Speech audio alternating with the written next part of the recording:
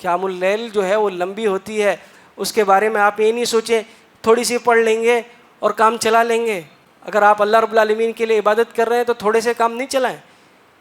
عبادت جب کر رہے ہیں تو اس کو دیکھیں کہ یہ عبادت کیسی ہونا چاہیے۔ میں نے آپ سے کہا نا، عبادت کرنے کے لیے اللہ کے نبی صلی اللہ علیہ وسلم کا طریقہ دیکھنا ہے آپ کو رمضان میں۔ آپ صلی اللہ علیہ وسلم کا قیام اللیل کے بارے میں اگر طریقہ دیکھیں گے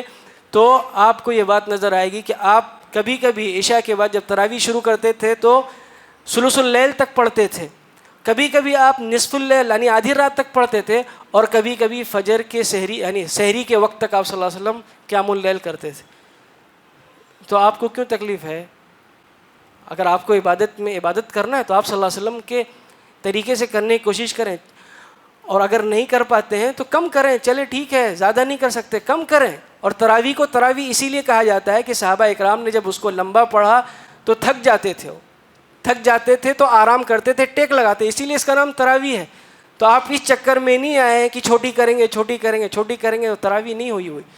نفلی نماز ہے، یہ نفلی نماز آپ نے اپنے اوپر اس کو لیا ہے، یہ وہ فرض نہیں ہے کہ آپ اس کو ضروری ہے پڑھنا، آپ نے چوائس کر کے آیا ہے کہ میں اس کو پڑھوں گا، تو جیسے اس کی طبیعت ہے نفل کی اس طریقے سے پڑھیں۔ قیام اللیل کا طریقہ یہ ہے کہ اس کو لمبی پڑھی جائے، قرآن کو سنا جائے، اس میں قرآن سننے کے لیے ہے۔ ہم اتنے کمزور بھی نہیں ہیں،